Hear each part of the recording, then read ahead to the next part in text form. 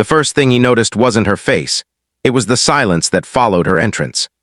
A cafe that had been humming with low conversations and clinking cups seemed to pause when the door opened, and a woman stepped in, holding the hands of three identical little boys. Triplets, three pairs of curious eyes scanned the room, then landed on him.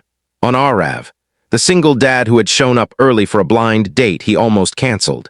His phone buzzed with a message at that exact moment, "I'm here." His heart sank because nothing in his careful, lonely life had prepared him for this.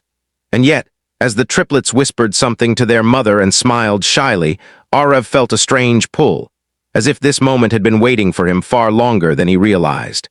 Arav stood up, unsure whether to wave or apologize or run. He'd been set up by a coworker who insisted he deserved happiness again after years of raising his daughter alone. He expected awkward small talk, maybe polite disappointment. Not this. The woman approached, breathless, clearly nervous. Her name was Maya. She apologized too quickly, too often, explaining that the babysitter had canceled last minute, that she understood if he wanted to leave, that this was probably too much. The boys clung to her coat, sensing her tension. Arav looked at them, at the scuffed shoes, the identical cowlicks, the way one of them protectively held the other's sleeve, and something inside him softened. He thought of the nights he'd paced the floor with a crying infant, the judgmental looks, the loneliness. Instead of leaving, he pulled out the chair.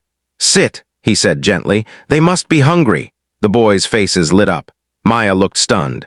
Over tea and snacks, the truth spilled out in fragments. Maya hadn't planned to bring them. She hadn't planned much of her life, really, after her husband died suddenly 2 years ago.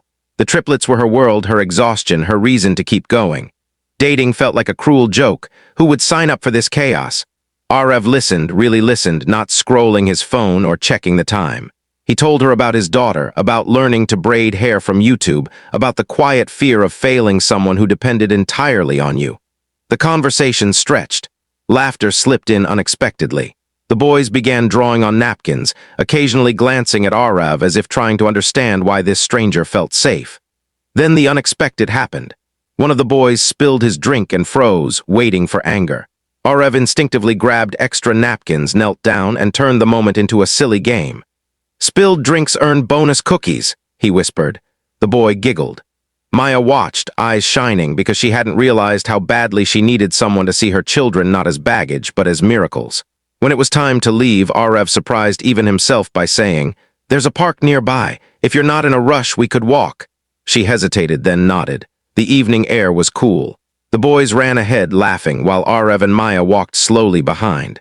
She admitted she was scared to hope. He admitted he was scared too.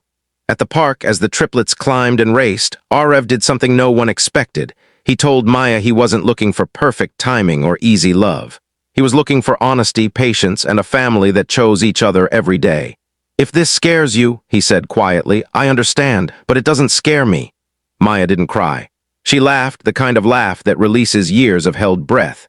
Just when the night seemed to settle into something warm and possible, Maya's phone rang. It was her sister, frantic. The landlord had changed the locks, rent issues, misunderstandings, excuses that didn't matter in the moment. Maya's hands shook. The boys sensed trouble and ran back to her. Arav didn't hesitate.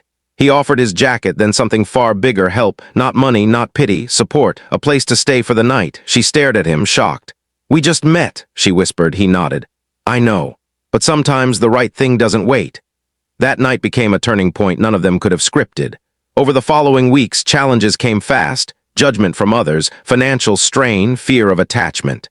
Arav's daughter bonded with the triplets. The house grew louder, messier, fuller. Maya struggled with guilt, with the fear of leaning too much. Arav struggled with old wounds reopening. They argued, they doubted, but they stayed together. Slowly, trust replaced fear. The blind date became a shared life built on small, brave choices. Months later, Maya would say the most unexpected thing about that day wasn't that she brought her triplets. It was that a single dad chose not to run. He chose to stay, to kneel on a cafe floor, to see children as a gift and not a complication. And Arav would say the same thing. Sometimes love doesn't arrive the way you imagine. Sometimes it walks in holding 3 small hands, testing whether you're ready to become more than you planned. And when you are, it changes everything.